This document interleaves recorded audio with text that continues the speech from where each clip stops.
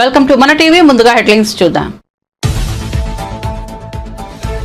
సచివాలయంలో తెలంగాణ తల్లి విగ్రహాన్ని ఆవిష్కరించిన సీఎం రేవంత్ రెడ్డి. సచివాలయం ప్రాంగణంలో 20 అడుగుల కాంస్య విగ్రహం ఆవిష్కరణ. గీత రచయిత అందశ్రీని సన్మానించిన సీఎం రేవంత్. అనంతరం విగ్రహ రూపకర్తలు గంగాధర్, రమణారెడ్డిలకు సన్మానం. కాకినాడ పోర్టు నుంచి బియ్యం అక్రమ ఎగుమతులు. సిట్ ఏర్పాటు చేసిన ఏపీ ప్రభుత్వం. కాకినాడ పోర్టు నుంచి భారీగా బియ్యం తరలిపోయిందన్న దినకర్.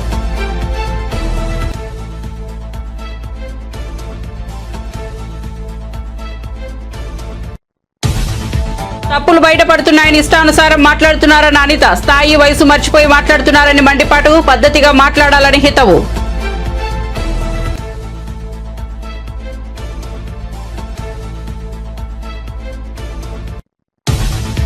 సమావేశాలు సజావుగా జరగకుండా పాలక పక్షం కుట్ర పండిందని జగదీష్ రెడ్డి ఆరోపణ. రాహుల్ గాంధీ కూడా అదానీ మోదీ టీషర్ట్ ధరించి పార్లమెంటుకు వెళ్లారని వ్యాఖ్య. కేసీఆర్ దీక్ష వల్లే తెలంగాణకు అనుకూలంగా ప్రకటన వచ్చిందన్న జగదీష్ రెడ్డి. ఇక వార్త వివరాల్లోకి వెళ్తే, రాష్ట్ర సచివాలయంలో తెలంగాణ తల్లి విగ్రహాన్ని ముఖ్యమంత్రి రేవంత్ రెడ్డి తమ చేతుల మీదుగా ఆవిష్కరించారు. ఈ కార్యక్రమంలో డిప్యూటీ సీఎం బట్టి విక్రమార్క, మంత్రులు, ఎంపీలు, ఎమ్మెల్యేలు, ఎమ్మెల్సీలు, అధికారులు పాల్గొన్నారు. పూజా కార్యక్రమం అనంతరం తెలంగాణ తల్లి విగ్రహ ఆవిష్కరణ జరిగింది. తెలంగాణ తల్లి అంటే భావన కాదు, 4 కోట్ల ప్రజల భావోద్వేగమని సీఎం రేవంత్ రెడ్డి పేర్కొన్నారు. మన సంస్కృతి సంప్రదాయాలకు నిలువెత్తు నిదర్శనం తెలంగాణ తల్లి అంటూ ఆయన తెలిపారు. చాకలి ఐలమ్మ, సమ్మక్క, సారలమ్మ స్ఫూర్తితో తెలంగాణ తల్లి విగ్రహం రూపకల్పన జరిగిందన్నారు. విగ్రహం రూపు ఎడమ చేతిలో వరి, మొక్కజొన్న కంకి, సజ్జ కంకి, మెడలో కంటే చేతికి ఆకుపచ్చ గాజులు, ఆకుపచ్చ చీర, బంగారు రంగు అంచు పోరాట స్ఫూర్తిని తెలిపేలా పిడికిళ్లు తెలంగాణ తరం పోరాట పటిమను ప్రతిబింబిస్తుండడంలో సందేహం లేదు. విగ్రహ ఆవిష్కరణ అనంతరం జై హే తెలంగాణ గీత రచయిత అందశ్రీని సీఎం రేవంత్ రెడ్డి సత్కరించారు. తెలంగాణ తల్లి విగ్రహ రూపకర్తలు ప్రొఫెసర్ గంగాధర్, రమణారెడ్డిలను సన్మానించారు. మంత్రులకు, పెద్దలకు అందరికీ హృదయపూర్వక శుభాకాంక్షలు.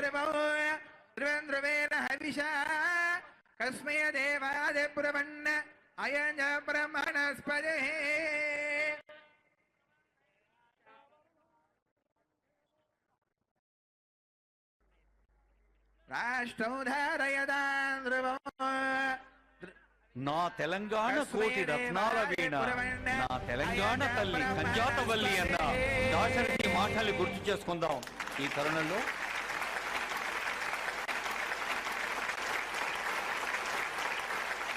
మా ఆడబిడ్డలు తెలంగాణ తల్లి విగ్రహావిష్కరణలో పాల్గొని ఈ కార్యక్రమం ఒక అద్భుతమైన కార్యక్రమంగా చరిత్ర పుటలలో శాశ్వతంగా నిలిచిపోయే విధంగా ఇందులో పాల్గొన్న ప్రతి ఒక్కరికి మనస్ఫూర్తిగా నా శుభాకాంక్షలు.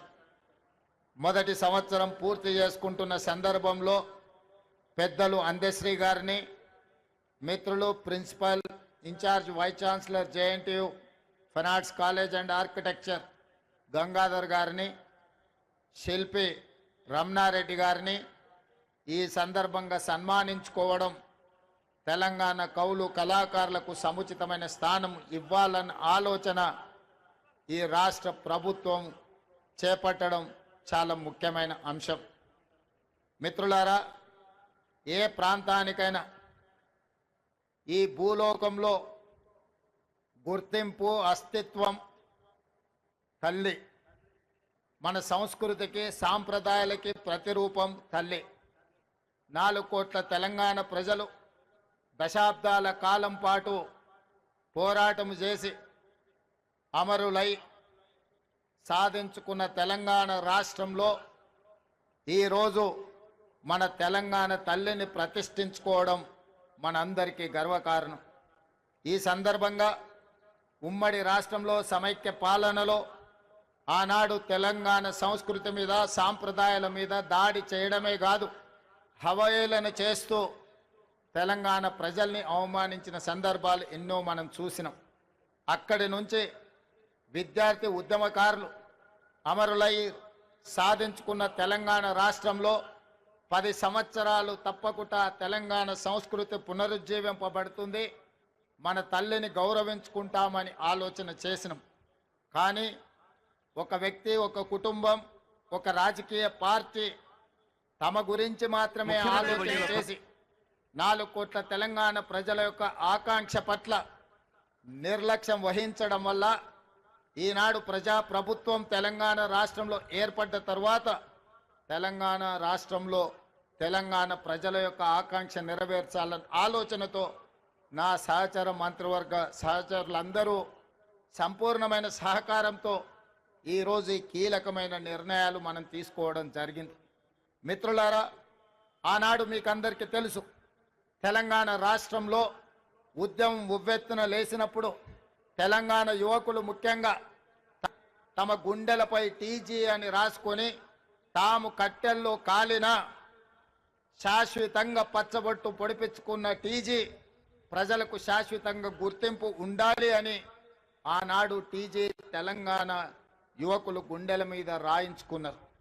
కానీ తెలంగాణ రాష్ట్రం ఏర్పడ్డ తర్వాత ఆనాటి ప్రభుత్వం తెలంగాణ రాష్ట్రం అంటే టీజీ అని కాకుండా టీఎస్ అని నామకరణం చేయడం ద్వారా తెలంగాణ ఉద్యమకారుల ఆకాంక్షను ఆనాటి ప్రభుత్వము నిర్లక్ష్యం చేసింది.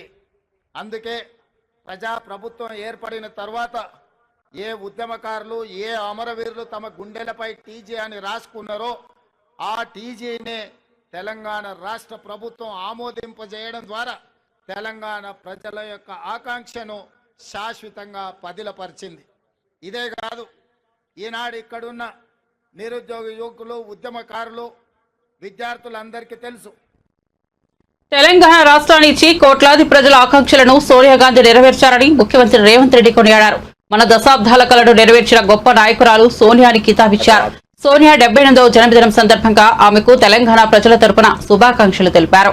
డిసెంబర్ 9 తెలంగాణకు పర్వదినమని, 2009 డిసెంబర్ 9న తెలంగాణ రాష్ట్ర ఏర్పాటుకు సంబంధించి ప్రకటన వచ్చిందని ఆయన చెప్పారు. నా తెలంగాణ కోటి రతనాల వీణ అన్న దాశరథి మాటలు సత్యమని అన్నారు. ఏ జాతికైనా ఆ జాతి అస్తిత్వమే గుర్తింపు అని చెప్పారు.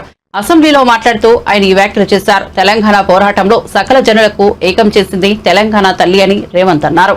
ప్రజలను నిరంతరం చైతన్యపరిచి లక్ష్య సాధన వైపు నడిపిన తల్లి తెలంగాణ తల్లి అని చెప్పారు. తెలంగాణ తల్లికి గుర్తింపు లేదని, ప్రజా పోరాటాలకు ఊపిరి పోసిన మాతృమూర్తిని గౌరవించేందుకు నిర్ణయం తీసుకున్నామని తెలిపారు. సచివాలయం ప్రాంగణంలో తెలంగాణ తల్లి విగ్రహాన్ని ఆవిష్కరించాలని, ఈ రోజుకు వారు 78 సంవత్సరాలు పూర్తి చేసుకొని వారు మన 60 సంవత్సరాల ఆకాంక్ష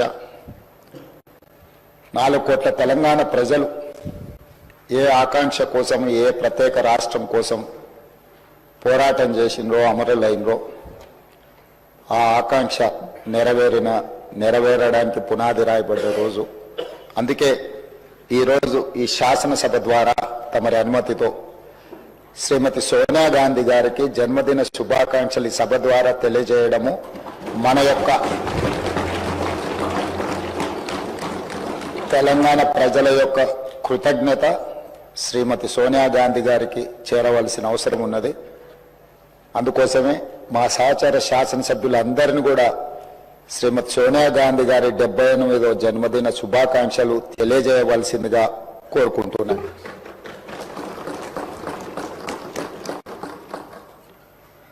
అదేవిధంగా అధ్యక్ష, ఈరోజు ప్రత్యేకమైన అంశం ప్రస్తావన మీకందరికీ మనకందరికీ తెలుసు. ఆనాడు తెలంగాణ ఉద్యమం జరుగుతున్నప్పుడు మీరు అన్ని అంశాలను ప్రత్యక్షంగా చూసిన వాళ్ళు. చేసిన తప్పులు బయటపడుతున్నాయనే భయంతో వైసీపీ రాజ్యసభ సభ్యుడు విజయసాయిరెడ్డి ఇష్టానుసారం మాట్లాడుతున్నారని ఏపీ హోంమంత్రి వంగల్పూడి అనిత మండిపడ్డారు.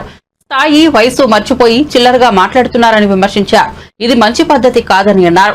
చంద్రబాబును విమర్శించినా, తమకు పవన్ కళ్యాణ్ కు మధ్య చిచ్చు పెట్టాలని ప్రయత్నించినా విజయసాయిని వదిలిపెట్టే ప్రసక్తే లేదని హెచ్చరించారు. పద్ధతిగా మాట్లాడాలని హితవు పలికారు. తనపై వచ్చిన ఆరోపణలపై విచారణ చేసుకోవాలని విజయసాయి ధైర్యంగా చెప్పాలని అనిత పేర్కొన్నారు. ఆయనపై ఖచ్చితంగా కేసులు నమోదు చేస్తామని చెప్పారు. రేషన్ బియ్యం అక్రమాలపై కూడా విచారణ జరుగుతోందని, నిందితులను వదిలిపెట్టబోమని చెప్పారు. వైసీపీ నేతలు ఇష్టం వచ్చినట్లు వ్యవహరిస్తే వచ్చే ఎన్నికల్లో ఆ 11 సీట్లు కూడా రావని చెప్పారు.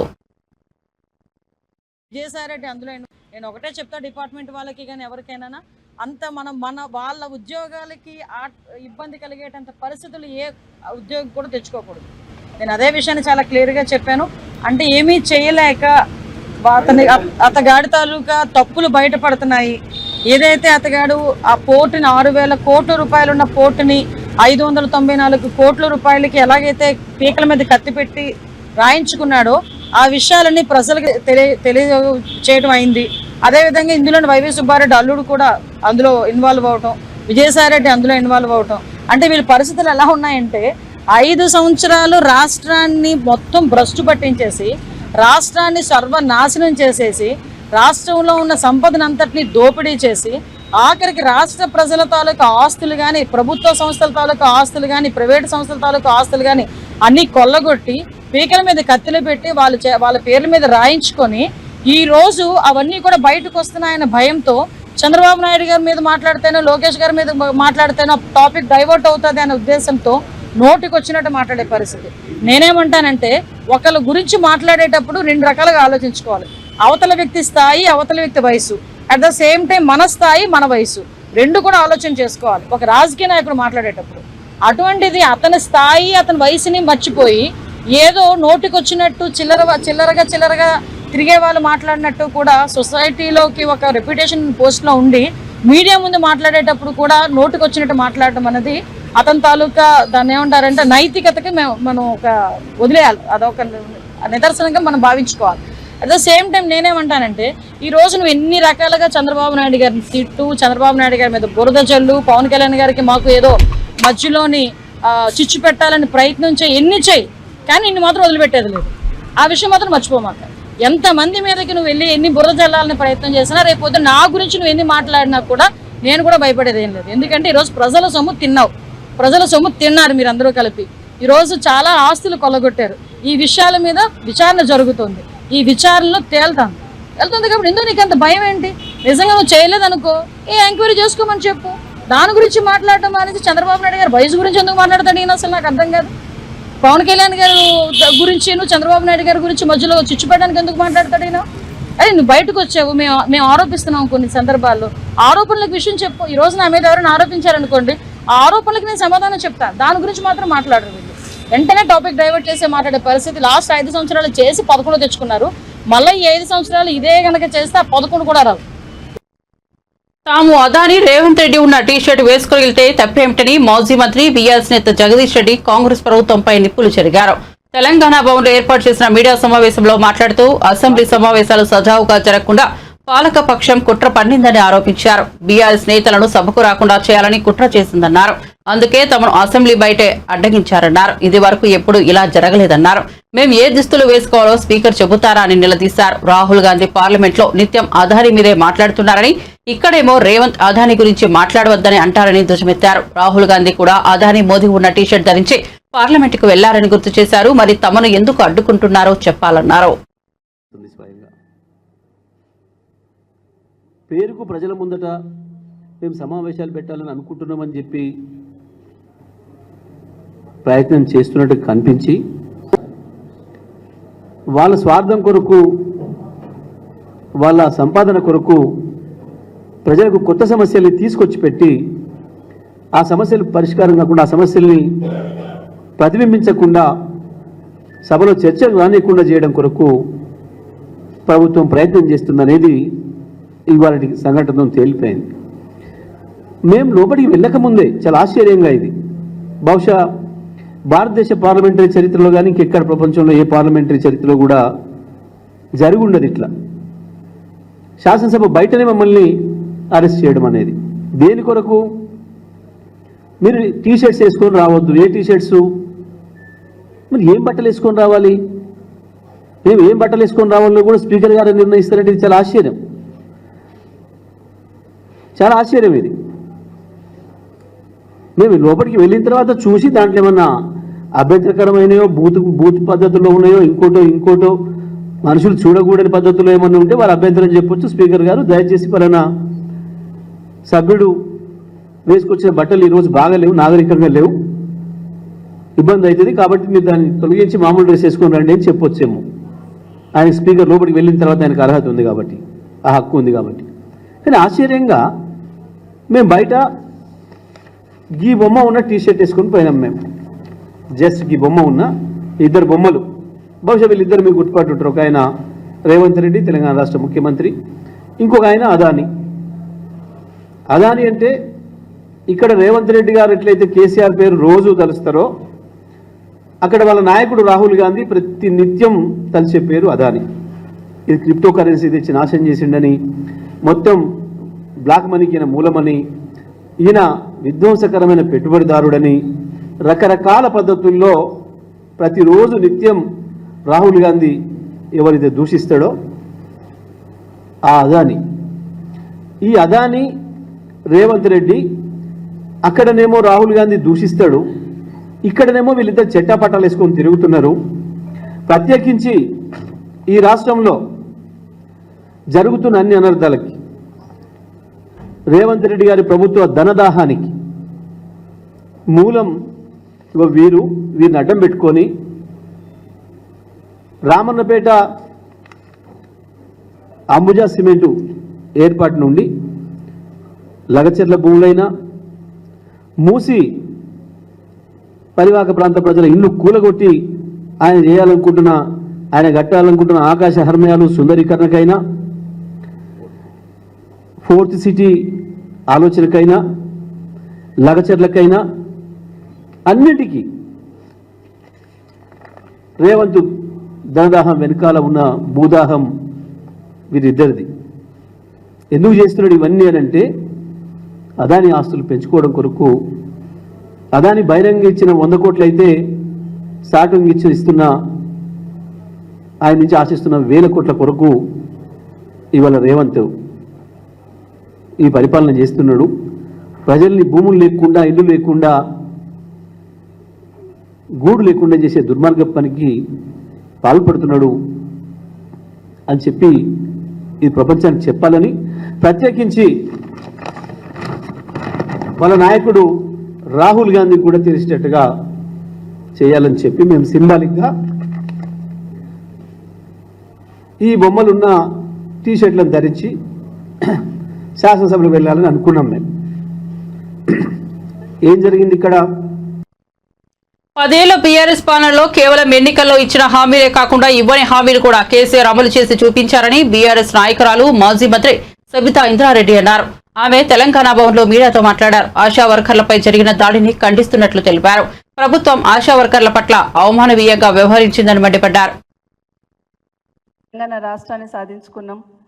ఆనాటి వివక్షకు తావు లేకుండా తెలంగాణ అభివృద్ధికి ఆకాంక్షిస్తూ కేసీఆర్ గారు తీసుకున్న ఉద్యమం తెలంగాణ రాష్ట్రాన్ని సాధించడానికి ఈరోజు అంకురార్పణ జరిగిన సందర్భం ఒకసారి గుర్తు చేస్తూ ఉన్నాను. కానీ ఈరోజు రాష్ట్రంలో జరుగుతున్న పరిస్థితులు చూస్తూ ఉంటే గత 10 సంవత్సరాలు కేసీఆర్ గారి నాయకత్వంలో రాష్ట్రంలో శాంతి భద్రతలు ఏ విధంగా ఉన్నాయి, ఏ వర్గం వాళ్ళైనా కూడా ప్రభుత్వం అడగకుండానే ఒక రకమైన భరోసా కల్పించిన సందర్భం 10 సంవత్సరాలు చూస్తున్నాం. ఏ వర్గాన్నైనా కూడా ఎంచుకొని ఆ వర్గానికి ఉన్న కష్టం ఏంటని తెలుసుకొని కేసీఆర్ గారు తన ప్రభుత్వంలో హామీలు ఇస్తూ అమలు చేసుకుంటూ పోయినారు.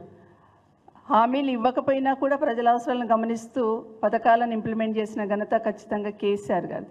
అలా చాలా కార్యక్రమాలు చెప్పుకోవచ్చు. రైతు బంధు నుండి మొదలు పెడితే మిషన్ భగీరథ లాంటి కార్యక్రమాలు, రైతు బీమా లాంటి కార్యక్రమాలు ఎన్నికలప్పుడు హామీలు ఇవ్వకపోయినా ప్రజల అవసరాలను గమనిస్తూ ఇంప్లిమెంట్ చేసిన కార్యక్రమాలు చాలా ఉన్నాయి.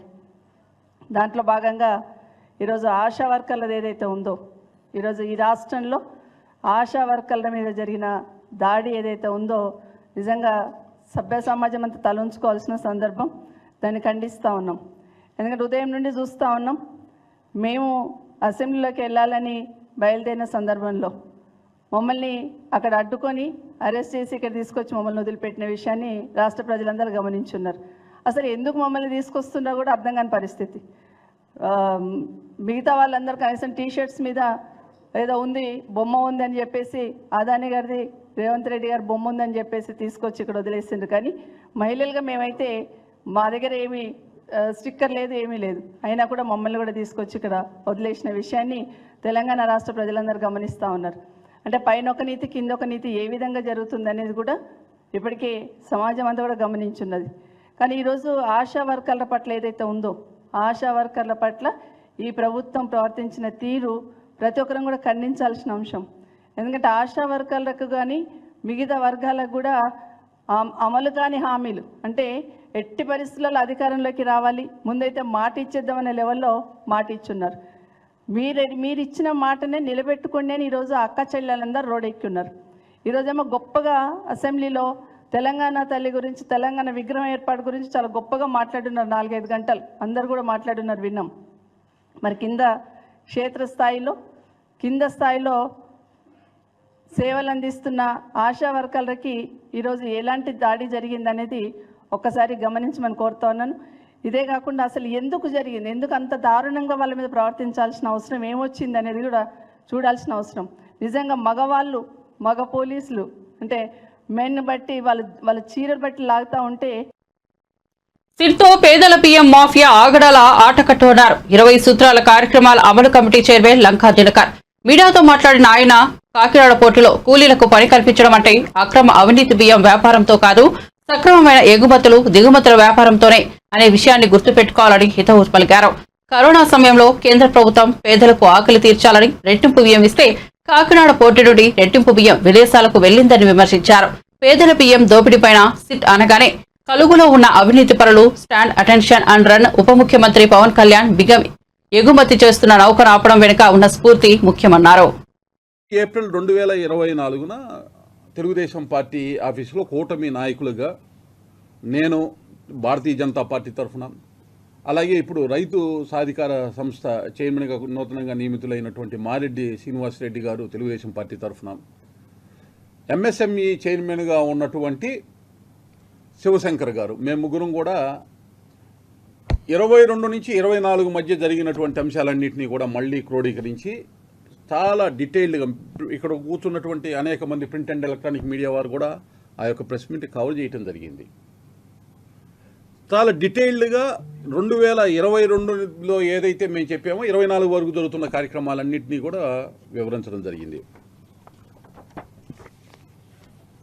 భగవంతుడి యొక్క ఆశీస్సులతోటి నాకు ఈ అవకాశం రావటం, వచ్చిన తర్వాత కొంత అవగాహన, గతంలో దీని మీద వర్కౌట్ చేసినటువంటి అవగాహన మేరకు నేను ఏదైతే 10వ తారీఖు అక్టోబర్ 2024 సివిల్ సప్లైస్ కార్పొరేషన్కి సంబంధించినటువంటి అధికారులను పిలిపించి మాట్లాడిన తర్వాత 2 రకాల నివేదికలు వాళ్ళ దగ్గర నుంచి ఇన్ఫర్మేషన్ రాబట్టడం జరిగింది. 12-11-2024 ఒక నివేదిక, మళ్ళీ 19-11-2024 నివేదిక. ఈ 2 నివేదికల్ని రాబట్టిన తర్వాత ఆ నివేదికల సారాంశం ఏంటంటే 15 అక్టోబర్ 2024 సివిల్ సప్లైస్ అధికారులతో కూడా చర్చించడం జరిగింది. ఏ రకాల సంస్కరణలు చేపట్టాలి, ఈ యొక్క అవినీతి భూతాన్ని కట్టడి చేయాలి, అర్హులైనటువంటి లబ్ధిదారులు ఎవరైతే ఉన్నారో వారు ఆ బియ్యాన్ని వినియోగించుకునేటటువంటి విధంగా ఏ విధంగా ఉండాలి అనేటటువంటి అంశాన్ని లోతుగా అధ్యయనం చేసి సమీక్ష చేసి దానికి సంబంధించి ఒక నివేదికని, సంస్కరణలను ఏ విధంగా తీసుకోవాలని రాష్ట్ర ముఖ్యమంత్రి చంద్రబాబు నాయుడు గారికి సమర్పించాలని మేము అనుకోవటం జరిగింది. దానిలో భాగంగానే లాస్ట్ వీక్ గడిచిన వారంలో సివిల్ సప్లైస్ శాఖ మంత్రులు నాదెళ్ల మనోహర్ గారితో కూడా 1 గంటన్నర దాకా కూర్చొని ఈ అంశాలన్నీ కూడా కూలంకుషంగా చర్చించడం జరిగింది. సిట్టు వేయటానికి ముందు జరిగినటువంటి చర్చ, అది మినిస్టర్ గారితో మాట్లాడటం జరిగింది. అయితే 15 అక్టోబర్ 2024 ఏదైతే సివిల్ సప్లైస్కి సంబంధించినటువంటి అధికారులు ఇచ్చినటువంటి కూర్చొని మాట్లాడుకున్న తర్వాత ఇచ్చినటువంటి సమాచారం మేరకు కొన్ని అంశాలు మీ దృష్టికి తీసుకొస్తా ఉన్నాను. ఫ్యాక్చువల్ ఫిగర్స్, అసలు ఎంత ఖర్చు అవుతుంది, రాష్ట్ర ప్రభుత్వానికి ఎంత అవుతుంది, కేంద్రం దగ్గర ఎంత అవుతుంది, ఎంతమంది లబ్ధిదారులు ఇప్పుడు ప్రజెంట్ ఉన్నారు, మొత్తం లబ్ధిదారులు ఎంతమంది, కేంద్ర ప్రభుత్వం ఎంతమందికి ఇస్తుంది, రాష్ట్ర ప్రభుత్వం ఎంతమందికి ఇస్తుందని డీటెయిల్డ్ హోంవర్క్ చేయటం జరిగింది. ఇప్పటి వరకు అధికారుల నుంచి లభించిన సమాచారం మేరకు 2019-24 మధ్య రాష్ట్ర ప్రభుత్వం చేసిన వ్యయం ఏదైతే ఈ యొక్క ఆహారాన్ని సంబంధించి రాష్ట్ర ప్రభుత్వం అదాని రేవంత్ రెడ్డి ఒక్కటై తెలంగాణ ప్రజలతో ఆడుతున్న నాటకాన్ని బయట పెడతామని బీఆర్ఎస్ వర్కింగ్ ప్రెసిడెంట్ కేటీఆర్ అన్నారు. అదాని పట్ల కాంగ్రెస్ పార్టీ ద్వంద్వ వైఖరి అవలంబిస్తోందని విమర్శించారు. అదాని రేవంత్ దోస్తానాను శాసనసభ వేదికగా ఎండగడతామని చెప్పారు. కాంగ్రెస్ పార్టీ చేసిన దుర్మార్గపు ఆలోచనలను ప్రజలకు వివరిస్తామన్నారు. పార్లమెంటు వేదికగా అతలాకుతలం చేసి దేశ రాజకీయ వ్యవస్థ మెడలు వంచి తెలంగాణ ప్రజా కదలికలతో ఢిల్లీ పాలకుల గుండెల్లో గుబులు పుట్టించిన రోజు డిసెంబర్ 9. ఈరోజు ఆ డిసెంబర్ 9 ఏ రోజైతే దీక్ష ఫలవంతమైందో, దీక్ష విజయవంతమైందో, ఆ రోజును దీక్షా విజయ దివస్ గా మేమందరం కూడా జరుపుకుంటా ఉన్నాం. ఈ సందర్భంగా తెలంగాణ అమరవీరులకు, విద్యార్థి అమరవీరులకు, తెలంగాణ ఉద్యమంలో అసూలు వాసిన అమరవీరులందరికీ కూడా ఘనంగా నివాళి అర్పించి ఈరోజు గన్ పార్క్ నుంచి మళ్ళీ బయలుదేరి అసెంబ్లీ సమావేశాలకి బీఆర్ఎస్ పార్టీ సభ్యులందరం కూడా, శాసనసభ్యులు, శాసన మండలి సభ్యులందరం కూడా వెళ్లబోతా ఉన్నాం. ఈ సమావేశాల్లో ప్రజా గొంతుకై రాష్ట్ర ప్రజల తరపున రాష్ట్రంలో నెలకొని ఉన్న అన్ని సమస్యల గురించి మాట్లాడతాం.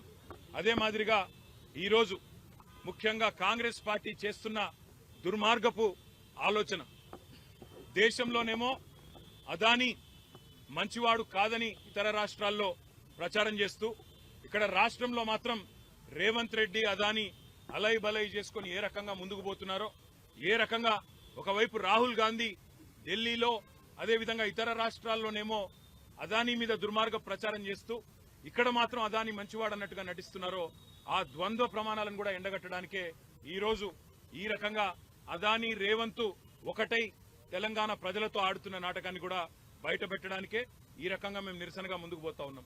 అదే మాదిరిగా రాష్ట్రంలో నెలకొని ఉన్న ప్రతి సమస్యని కూడా, గురుకుల పాఠశాలలో నెలకొని ఉన్న సమస్యలు కావచ్చు, రైతాంగంలో నెలకొని ఉన్న సమస్యలు కావచ్చు, లగచర్లలో దౌర్జన్యంగా భూములు లాక్కుంటున్న వైనం కావచ్చు, అదే మాదిరిగా నెరవేరని గ్యారంటీలు, ఇచ్చిన 420 హామీలు, వాటిని తుంగలో దొక్కిన వైనం, అన్నింటికి మించి తెలంగాణ అస్తిత్వం మీద జరుగుతున్న దాడి, ఇవాళ తెలంగాణ తల్లినే మారుస్తానంటున్న రేవంత్ రెడ్డి యొక్క దుర్మార్గపు ఆలోచనను కూడా నిరసిస్తూ మేమందరం కూడా ఈరోజు శాసనసభ సమావేశాల్లో మా పార్టీ తరఫున, తెలంగాణ ప్రజల తరఫున మా పార్టీ యొక్క ఆలోచన విధానాన్ని, తెలంగాణ ప్రజల యొక్క ఆర్తిని ఈ రెండు సభల్లో కూడా వినిపిస్తాం.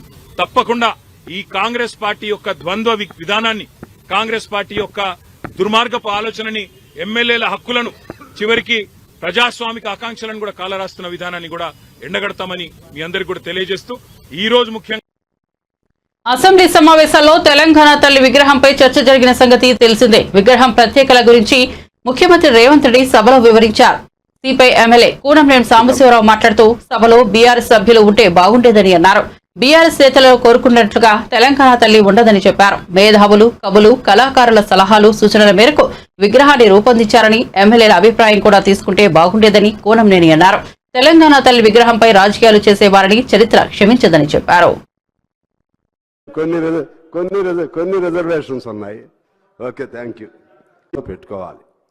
ఇప్పుడున్నది మారిన ప్రభుత్వం, వీళ్ళకు కూడా కొన్ని లక్ష్యాలు ఉంటాయి, కొన్ని ఆశయాలు ఉంటాయి, కొన్ని ఆకాంక్షలు ఉంటాయి, కొన్ని అభిప్రాయాలు ఉంటాయి. మీరు చేసినటువంటి అభిప్రాయాల పట్ల కొంత విరుద్ధమైనటువంటి వైఖరి కూడా ఉండొచ్చు. నేను మనవి చేసేది ఏమంటే, ఇవాళ మీరు చెప్తా ఉన్నారు కదా, ఆనాడు తెలంగాణ తల్లి విగ్రహ రూపకల్పనలో మీరు ప్రతిపక్ష పార్టీలను పిలిచారా అని చెప్పి నేను ఆనాటి అప్పుడు ముఖ్యమంత్రిగా ఉన్నటువంటి కేసీఆర్ గారిని నేను ప్రశ్నిస్తా ఉన్నాను. నాకు తెలిసి ఆ రూపకల్పన ఎలా ఉండాలని, దానికి సంబంధించినటువంటి విధి విధానాలు ఎలా ఉండాలి, లేకపోతే దానికి సంబంధించినటువంటి ఆవిష్కరణలో ఉన్నటువంటి ఆ పలు అంశాలు ఎలా ఉండాలని ఎవరితో కూడా చర్చించిన పరిస్థితి లేదు. మమ్మల్ని అయితే పిలవలేదు. ఇంకెవరినైనా పిలిచారో నాకు తెలియదు. మమ్మల్ని ఎందుకు అంటున్నానంటే, మేము కమ్యూనిస్ట్ పార్టీగా, ఒక జాతీయ పార్టీ అయి ఉండి కూడా, విశాలాంధ్ర కోసం అనేక త్యాగాలు చేసిన పార్టీ అయి ఉండి కూడా, తెలంగాణ ప్రజల ఆకాంక్షలను అర్థం చేసుకుని కేంద్రంలో ఉన్నటువంటి భారత కమ్యూనిస్ట్ పార్టీ ఒక నిర్ణయం చేసింది. ఇక ఆపలేము, తెలంగాణ ఆవిష్కరణ కావాల్సిందే అని. బులెటిన్ ముగించే ముందు హెడ్లైన్స్ మరోసారి చూద్దాం. సచివాలయంలో తెలంగాణ తల్లి విగ్రహాన్ని ఆవిష్కరించిన సీఎం రేవంత్ రెడ్డి. సచివాలయం ప్రాంగణంలో 20 అడుగుల కాంస్య విగ్రహం ఆవిష్కరణ. గీత రచయిత అందశ్రీని సన్మానించిన సీఎం రేవంత్. అనంతరం విగ్రహ రూపకర్తలు గంగాధర్, రమణారెడ్డిలకు సన్మానం. కాకినాడ పోర్టు నుంచి బియ్యం అక్రమ ఎగుమతులు. సిట్ ఏర్పాటు చేసిన ఏపీ ప్రభుత్వం. కాకినాడ పోర్టు నుంచి భారీగా బియ్యం తరలిపోయిందన్న దినకర్.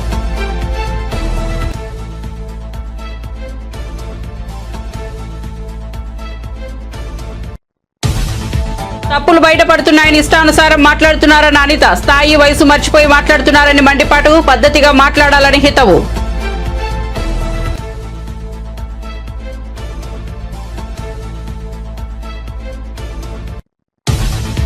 సమావేశాలు సజావుగా జరగకుండా పాలక పక్షం కుట్ర పన్నిందని జగదీష్ రెడ్డి ఆరోపణ. రాహుల్ గాంధీ కూడా అదానీ మోదీ టీషర్ట్ ధరించి పార్లమెంటుకు వెళ్లారని వ్యాఖ్య. కేసీఆర్ దీక్ష వల్లే తెలంగాణకు అనుకూలంగా ప్రకటన వచ్చిందన్న జగదీష్ రెడ్డి.